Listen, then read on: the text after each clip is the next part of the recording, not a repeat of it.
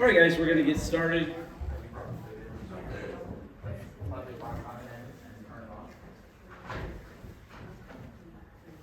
Our study topic for today is the legendary King James Bible.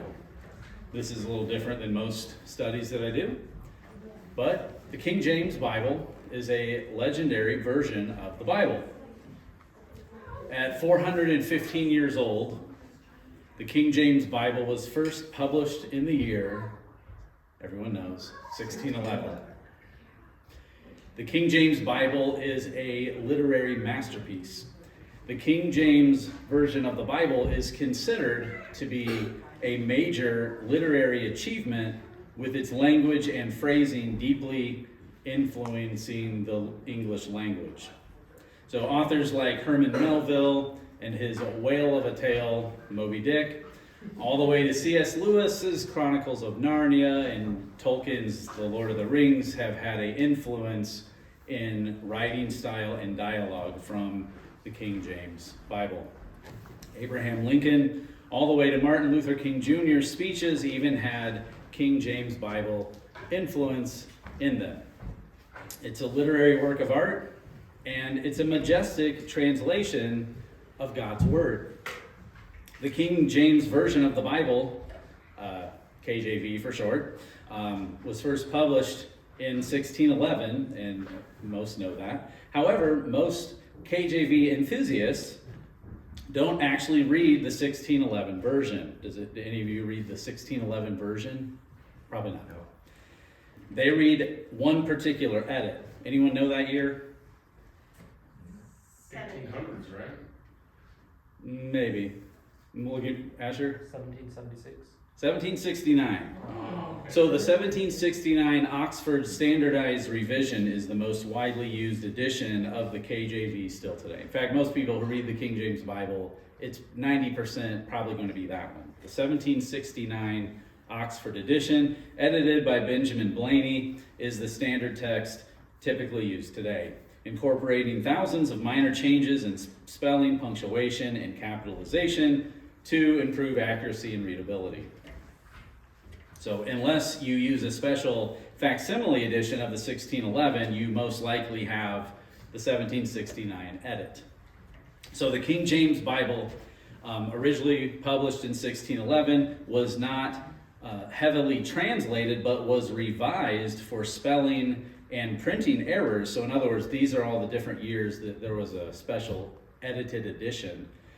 In 1613, 1616, 1629, I'll go over some of these in a little bit too. 1638, 1762, 1769, 1873, and even several modern day versions as well. So there's been quite a bit of revision done to it. So the 1873 edition, the classic double column layout, now had a paragraph layout in the double column with indents, using a pilcrow, a paragraph symbol, to indicate where there were paragraphs.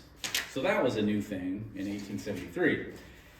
There have been several other modern edits of the KJV that pay particular special attention to how certain archaic terms are defined, whether in the text itself, all the way to on the page, or a glossary of King's English in the back. The original 1611 edition of the KJV included originally both Old and New Testaments, and also the historical books of the Apocrypha. The Apocrypha was officially and predominantly removed from the King James Bible, anyone know the year?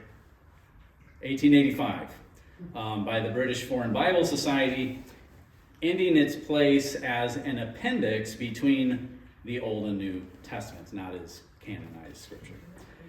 So there are a few topics I'd like to take off the table today that I'm not going to talk about that typically does or is included in KJV topics. I'll not be addressing King James onlyism. I am not a King James onlyist. I am an enthusiast. Or I'm not going to be talking about the character or the person of King James. I'm going to mention a few things that he was a part of, but that's about it. But rather, I'd like to just focus on the topic at hand. So, why the King James Version? Well, in 1604, certain Puritan ministers requested a new translation that would address various inaccuracies from previous editions. And the King James Bible, you have the Geneva and the Tyndale and such from the 1500s, the King James Bible was a commissioned work and titled Authorized because it was intended to be used in all Anglican churches of England, the churches of England. So the work was given to 54 translators working on the Hebrew and Greek manuscripts. Also, the translation heavily relied on its predecessor, the Tyndale Bible, published in 1526. So they say that 83 to 84% of Tyndale's New Testament remained unchanged in this newly authorized version, and about 76% of Tyndale's Old Testament remained unchanged, hence King James Version. It wasn't a totally new translation. So from an article that came out this March in 2026, published by Cambridge Bibles, titled The King James Version, the Bible That Shaped a Kingdom, it reads, what is the translation philosophy of the KJV? The KJV translators saw themselves not as creators, but as careful revisers, as they state in the translator's preface. They say, we never thought from the beginning that we should need to make a new translation, but to make a good one better. So the KJV built upon the foundations laid by earlier translators, and especially William Tyndale, Miles Cloverdale, and stands in a sequence of work which includes the Great Bible and the Geneva Bible. However, its primary base was the Bishop's Bible, which itself derived from the two fathers of Bible translation, Tyndale and Coverdale. 40 copies of the 1602 revision of the Bishop's Bible were prepared as working documents for the translators, though only one now survives. So, while no complete records survive of the process for the translation, the diary of John Boyes, one of the translators, offers rare insight into the final revision stages and reveals the scholarly rigor and spirited debate that shaped the final text. And it goes on to say, the translators consulted the Hebrew Masoretic text for the Old Testament and the Textus Receptus, a collection of Greek manuscripts, for the New Testament as an anchorage for their translation work. Their goal was to produce a Bible that would resonate in public readings, balancing fidelity to the original text with literary elegance. To aid clarity, they used italicized words not present in the original text, but inserted for grammatical sense. End of quote. So, I'd also like to quote regarding the translation teams from an article. Now, this was back probably about 15 years ago. The King James celebrates 400, 400th birthday by Terry Schmidt. And it says, this rather large company of translators was divided into 6 groups, with each group given certain books of the Bible to translate. 2 did their work at Oxford, 2 at Cambridge, and 2 at Westminster. King James himself helped to draft the 15 rules to be observed in the translation. Within this framework, the work of translation was accomplished slowly and methodically with great care and attention to detail. As the translation progressed, the work done by each group was periodically reviewed by its companion group, and then later examined and evaluated by a committee consisting of representatives from all other groups. Once completed, each group's work was then reviewed by church bishops, then the Privy Council, a body of advisors to the British sovereign, and finally King James himself. There is no evidence of any revisions being made or even suggested by the bishops, the Privy Council, or the king. End of quote. So with that, I'd like to note that there are several reasons, and it probably deserves a study on its own. At some point, the preference of the Textus Receptus manuscripts over the majority text. There's a big debate with those two, but I'll save that for another time. But yeah, long story short, I believe the Textus Receptus manuscripts are the final edited versions of what we call canonized scripture. And so I'm going to leave it at that. I'm not going to get the worms out of the can or anything. So the authorized version came to be called as such because James authorized it by approving the translation plans and also directing its use in churches, plus granting the Barker family the printing rights. Which leads to our next topic. Publishers of the King James. There's quite a long string of publishers of the KJV. Robert Barker and Robert Norton were the initial royal printers appointed by King James to publish the first authorized edition. And the oldest continuous publisher still running today, anyone know? Oxford? Mm-mm. Cambridge University Press. Do you know that the King James Bible is still restricted by copyright? Well, in the UK it is. So the Crown still claims a perpetual copyright for the translation. This is due to a built-in agreement from the original authorized publication deal that only certain authorized printers could publish the work. And today, Cambridge University Press handles permissions for the reproduction in the UK. So here in America, it's fair use. It's open public domain, but not in England. So Oxford University Press was the first to produce the standard 1769 edit, which is the most widely used edition still used today. I have some versions here. Thomas Nelson, I have a thin line large print with the bright red dyed page edges, which I love. That's how I oftentimes think of a King James Bible. And so Thomas Nelson Publishers was a big publisher of the KJV, especially in the 1980s and still today. I have one of Oxford, but I'll get to that in a minute. Also, Holman Publishers. I recently got a large print note-taking Bible. I don't need the large print, but a lot of the editions I want are in this. So you can take notes in it. I've been graphing some chiasms and doing some of my own commentary in this. And so that is published by Holman.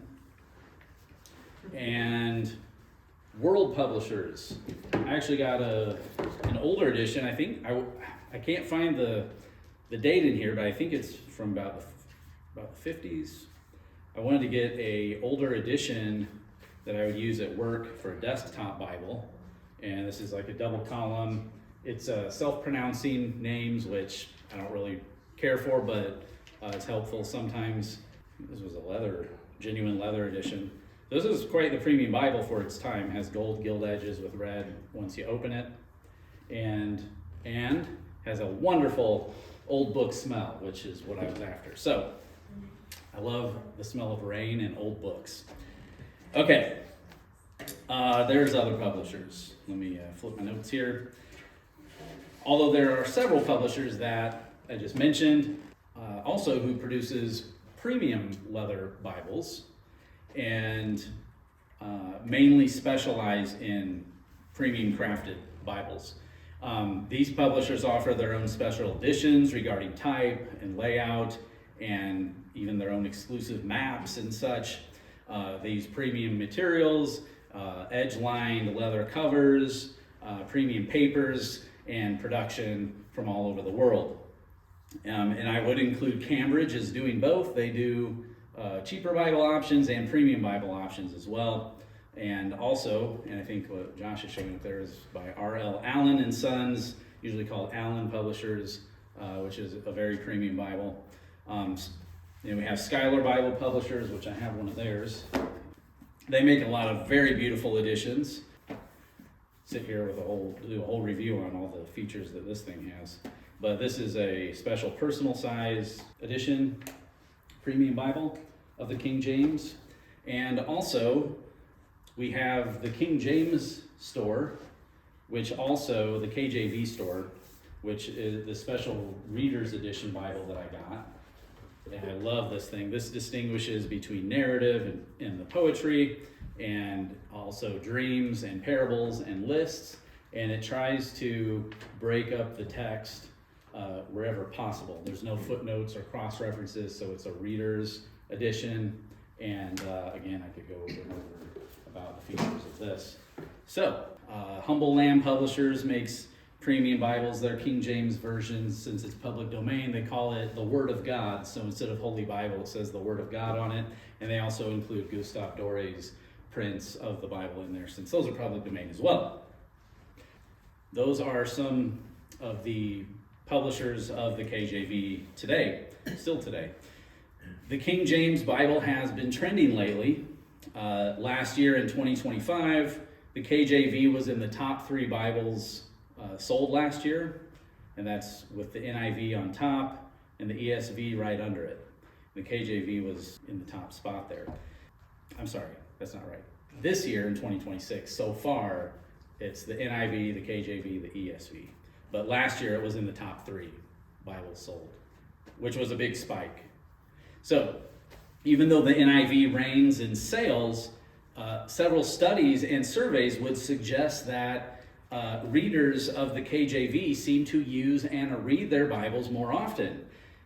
It's possible that a lot of the NIV sales are due to hundreds of Bibles being sold to churches as pew Bibles, and one friend told me that most people that carry their KJV bring their own Bibles.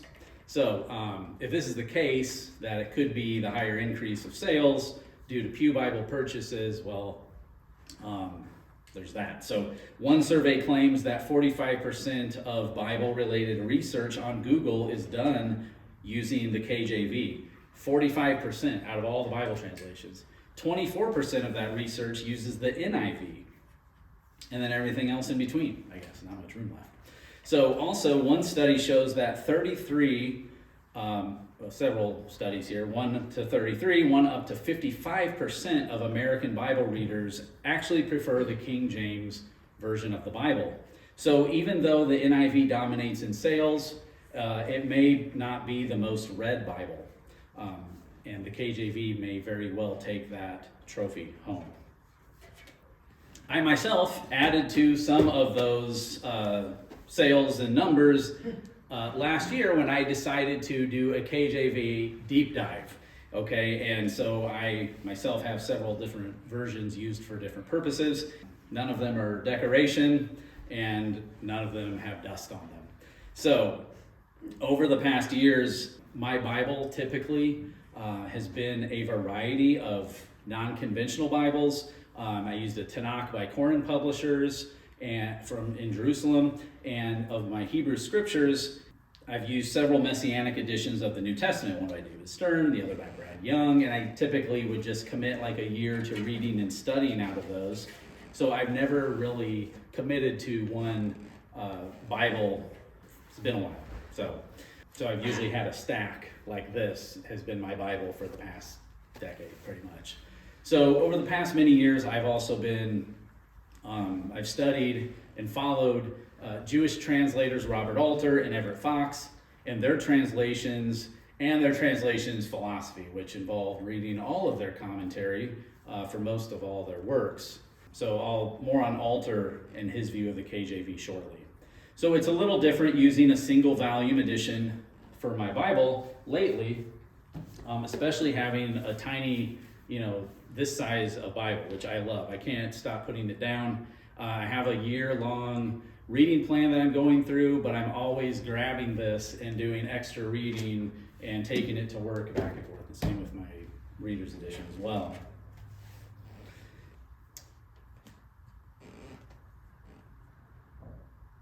Yeah, I want to mention one of Daniel's preferred study Bibles of the KJV is the Schofield Reference Bible, the Study Bible. And I have a copy of this. And so yeah, all these different Bibles serve different purposes for me. Like I said, I'm reading the annual Bible out of one, I study for one, I read to the kids at night at one. Oh, this is not. This is the Schofield Bible is a study Bible using Schofield's study notes. And there's a lot of features. Daniel and I've got together, and I was asking him to show me a lot of the features of this because he's always referencing this. And so I thought that was really cool to have this as well. And so, why did I go KJV recently? There are a variety of reasons.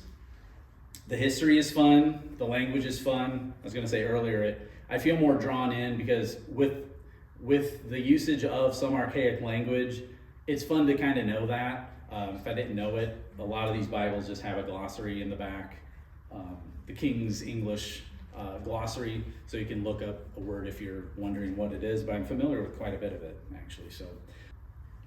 So yeah, there's two guys in particular that also boosted the recommendation for me, and one of them was my father-in-law, Daniel Botkin, and so the KJV is Daniel's favorite translation, and it's pretty much the only translation that you've used besides for study helps, right? Like since you started reading the Bible, it's always been the KJV. I mean, I consult other translations when I study because sometimes it's a little more accurate.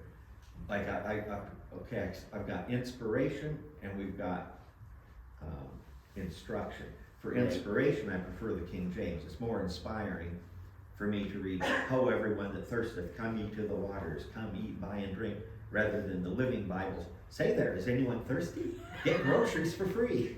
You know, it's like, for inspiration, I prefer the King James. I like that you have that sample memorized. But yeah, Daniel's written several articles on the topic of the King James Bible and also uses it regularly. And so he has also been available to chat with me on various KJV topics as well. And Daniel has mentioned in various sermons several times on a variety of translation topics, promoting the KJV and its strengths as well as its weaknesses, and it has certainly rubbed off on me. And so I've also been a fan of renowned literary critic and Bible translator Robert Alter. He deeply admires the King James Bible for, and I quote, for its literary power, cadence, and profound influence on English literature, particularly American prose. He even wrote a book on the influence of the KJV in American literature called The Pen of Iron.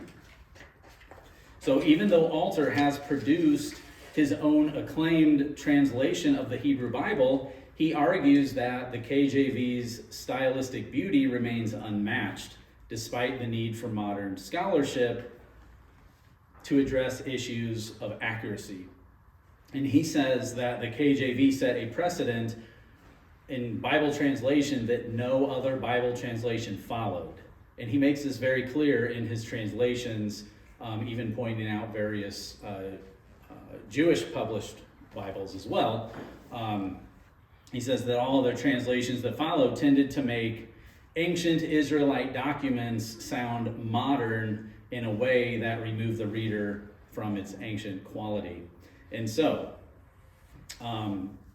do you know that the KJV, at the time it was published, used antique, including archaic English, for a more rustic, even majestic at times to separate it from the common English spoken in the 1600s. In fact, it sounded older at that time when it was published in 1611.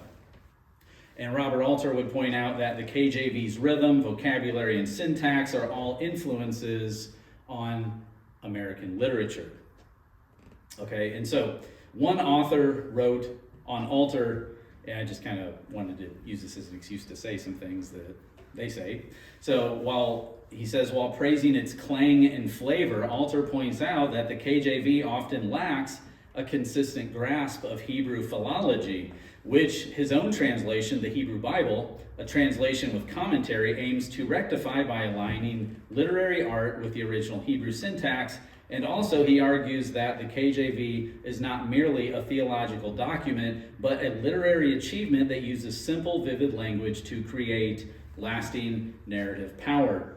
And one article, here I want to say this. His translation of the Hebrew Bible is this. In other words, as much as he loves the KJV, he also spent 20 plus years making a translation of the Tanakh, of the Old Testament.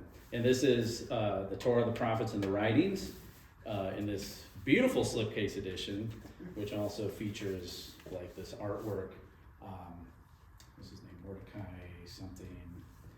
Each volume has a different presentation, and Mordecai Ardon. And so lots of commentary. He considers this a literary translation, so it's trying to mimic what the Hebrew does. And again, in all his commentaries that he writes, he's always talking about the KJV and how horrible the JPS, the Jewish Publication Society translation is. So that's kind of his from this to that. So he's big on like the rhythm, and a lot of times it's particularly making a point in the Bible using Hebrew word order, which the KJV does that a lot, and most translations don't understand that, so they're more or less going for modern day tone, like something that was recently written. So as much as Alter loves the KJV, there's that. So is that similar at all to the KJV? His style. Does he use archaic English, like thee, thy? It is not in archaic English, but it is. He makes a big difference in the prose and verse.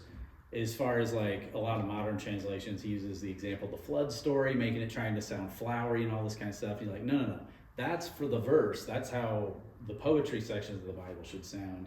But most modern day translations try to make the narrative sound like the poetry. And he would also that a lot of the narrative in the Bible does have a rhythm to it, similar to the biblical poetry.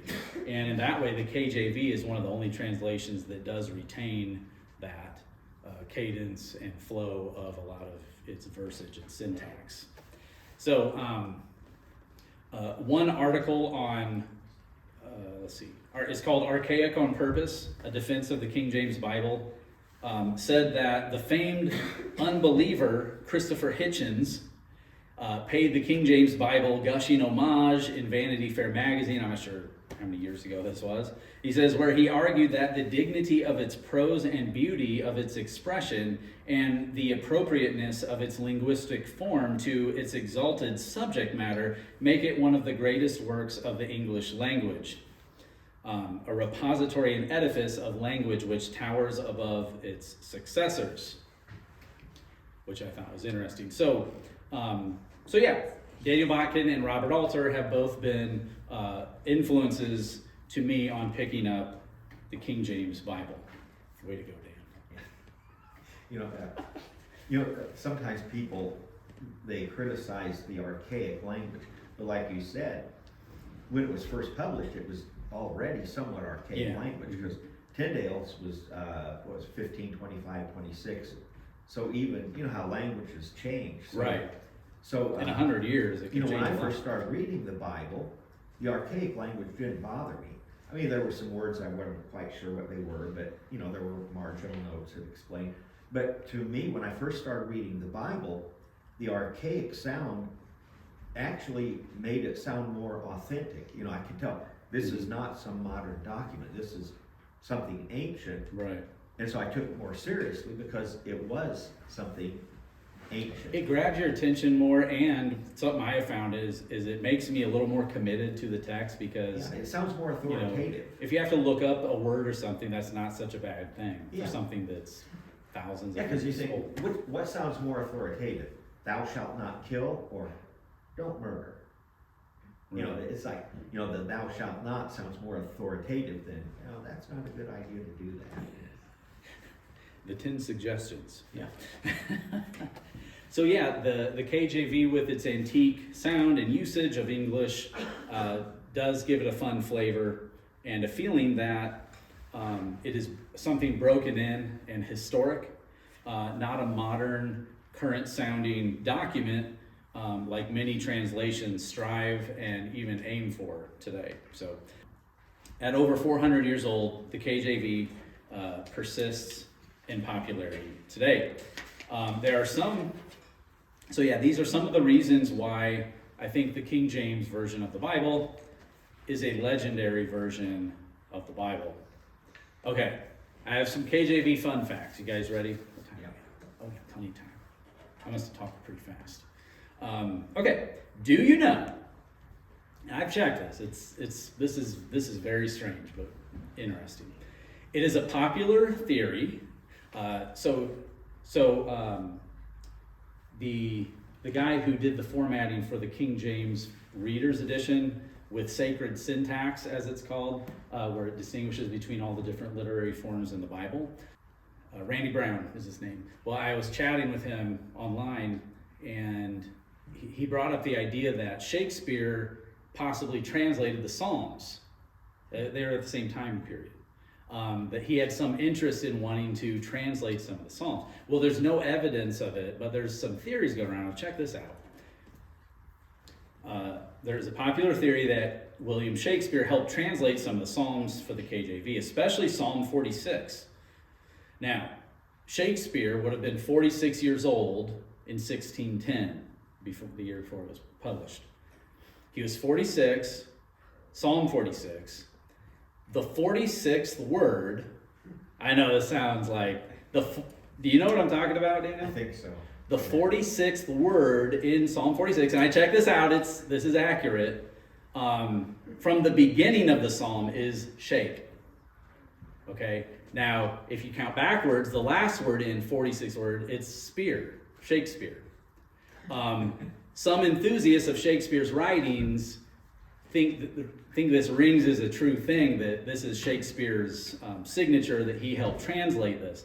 The Coverdale Bible before this, which is virtually the same, ironically takes two words out, as and maybe and, which aren't in the Hebrew anyway, and makes it 46 instead of 48 words, so that it says shake and then spear. So the mountains shake. A lot of modern translations will say tremble or something like that. So take it however you want. I just think, wow, that's crazy. So Shakespeare was 46, Psalm 46, 46 words in shake, 46 words out is spear. So take it however you want. The Wicked Bible. The Wicked Bible refers to a typo. A 1631 printing error, known from what is called the Wicked Bible, famously omitted the word not from the commandment, thou shalt not commit adultery. So I think a few of them were printed, they were run, and then they corrected it right away. So, oops. Do you know there is a few English letters that are not used in the original 1611 edition? There are 3. Anyone know? 3 letters that aren't even used in the English at the time the 1611 was published. J. V. No. U and W. So the letter J wasn't introduced into the English language until the 1630s. So it was a little ahead of the game there. And so I think on some of the slides that Josh had, you could see a few of the times where, so Jesus, Joshua, it's I-E-S-U-S. It uses the letter I instead. So it uses the letter I for words that have J's in them. So yeah, they had to have a yar of yelly before the 1630s there. So the KJV, another fun fact, was constantly updated and corrected throughout its history, as I mentioned. Again, 1613, 1616, 1629, 1638, 1762, 1769, 1873, all the way up to 2005 and 2011.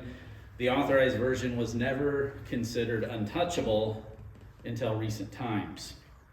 And there on the screen, you can see at the bottom left, that verse 3, it says, joy is spelled I-O-Y. Okay, yeah. Mm-hmm.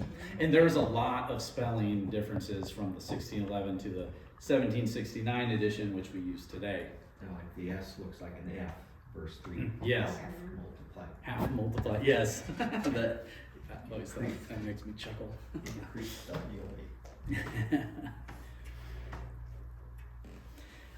Also, I just have one more fun fact here. Did you know that in the original 1611 edition of the KJV, there were 7,342 margin notes to shed light on obscure passages regarding translation?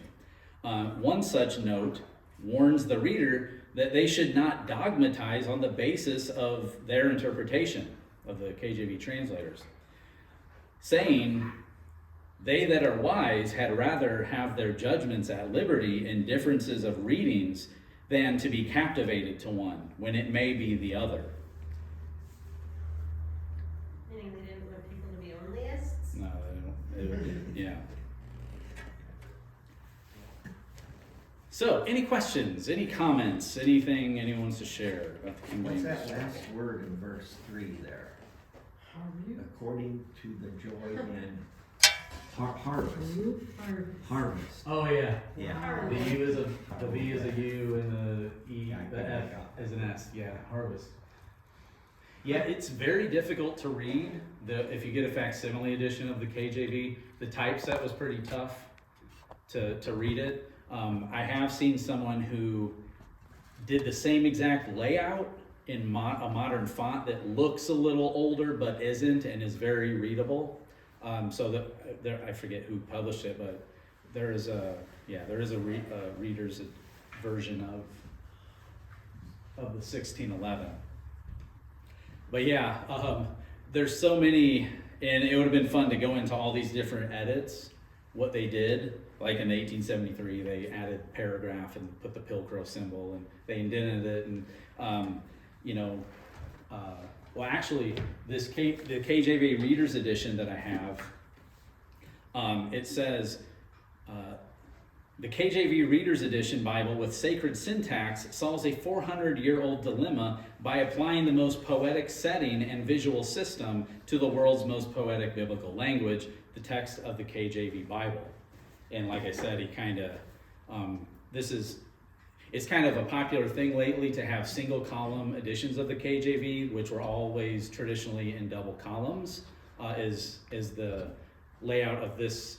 Randy Brown that laid out or formatted this version, he said, when you open a KJV, how it looks like a dictionary, like that sort of thing. So this is really fun, the way this is set up, how it uses all the verses are in the gutter of the Bible, and it uses a double space in the narrative sections, in the story parts, and your eye just visually goes right to it, because since it's double spaced.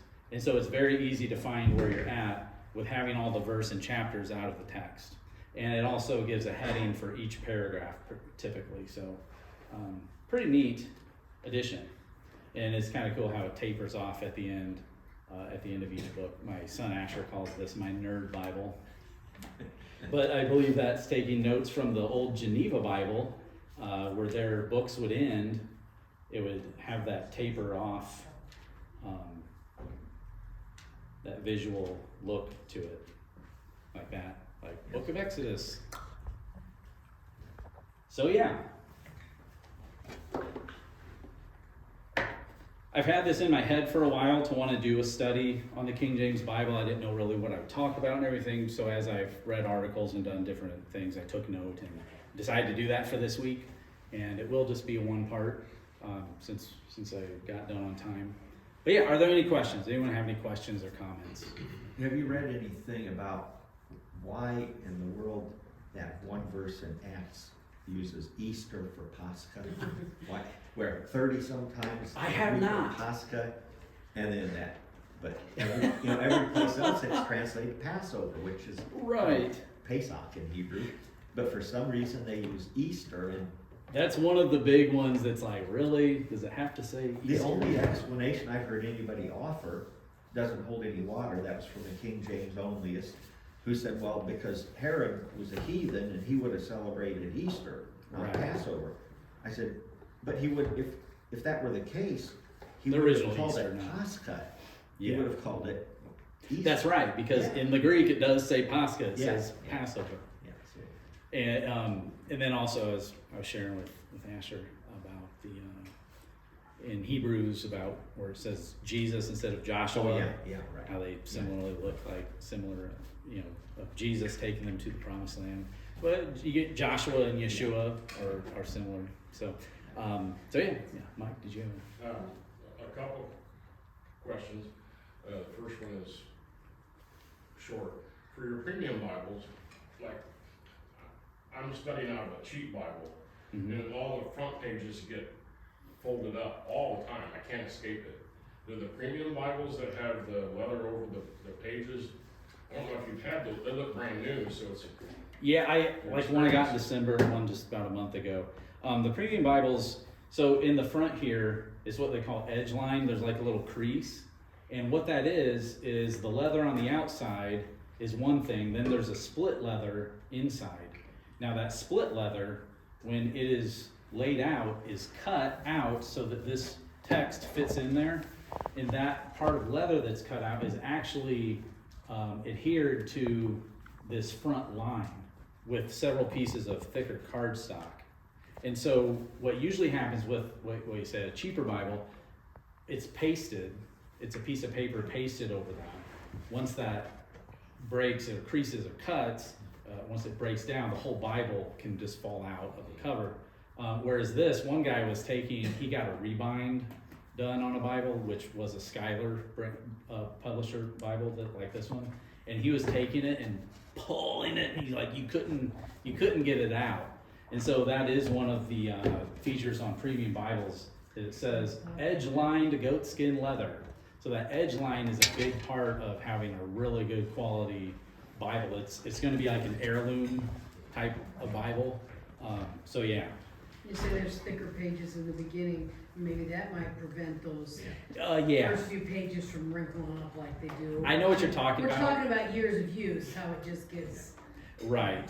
I've had that where I get a few Post-it notes and uncrease it and put the Post-it note there to keep it unwrinkled, but I know what you're talking about. I've had that. I haven't had that happen in this, but yeah, the paper, the ribbons, the layout is all their own special format, so it's like their own special edition, and so that plays into what they're doing as well, like as far as the type font. The pages are line matched so that the front and backs of the text, you're not seeing a lot of what's called ghosting, like you don't see the text on the other side as much. Now where it's single column in the Psalms, you will a little bit because it's lined up over here, and on the other side it's lined up over there. But yeah, so it makes a fun reading experience. And but yeah, all the different Bibles serve different purposes. And I was gonna say an old Bible like this has that old book smell, which I love. These have a really nice leathery smell, so that's fun too. Anybody else? My second question. Mm-hmm, yeah. I think, truth be known, of course, I'm not King James only, but I've used it mostly, probably 99% of the time that I've studied and read the scriptures. But I think every translation, I was just talking to Dan before the Bible study, that every translation has its weaknesses, but actually they also have their tribal agenda. The King James wanting to have a translation without all those notes that criticized hierarchy, criticized the king, and that kind of authoritative criticism of the kingdom, and they accomplished that by the new translation, which was the Tyndale Bible and the Geneva Bible, and what was the other one? The Coverdale. Yeah. Yeah. Mm-hmm. And to eliminate any kind of criticism. But I think every one of them has their own weakness because they have their own agendas. Right. Translations do. Each Bible has each translation has their own speciality of what they're trying to accomplish, and then sometimes that becomes a weakness. But in a sense ESV too, so. has a half a page of explanation in the front of theirs why they don't translate doulos into slave. Oh. Because it's kind of offensive Gotcha. to Americans, especially In our Black culture and Americans. history, yeah. And, but it is the word, Paul, a slave of Jesus Yeah. Christ, and he's more than a servant, We have lots of laws regarding like how his you God. treat those slaves. So how does the ESV do? When they say servant or what? They say servant, Servant. or But they explain why they do it. Yeah. bondservant, or something like that. They So, should but put they slave. explain why they mistranslated Sure. servant on purpose. Uh-huh. So, and you have to admit that a lot of words are mistranslated on purpose, just like Dan brought out Easter when it should be Passover. That's just a blatant mistranslation for their own purposes. Right. But Yeah. still, the King James is my favorite, not because I like the wording so much, I can't escape it. I've been with it so long, Sure. we can't leave. Yeah. We're trapped. There's a lot of value in your time with it. Except for ecclesia. Mhm. Yeah, the ecclesia being translated church.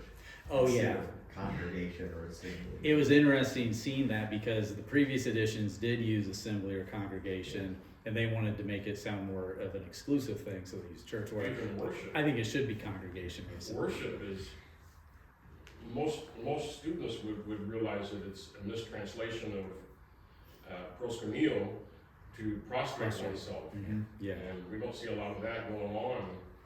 And Jesus said the prostrating would end with him. You won't be prostrating on that mountain or in Jerusalem anymore. You'll do it in spirit and truth. Yeah. Anyone else? Okay, we'll go ahead and close there. Thank you for your time.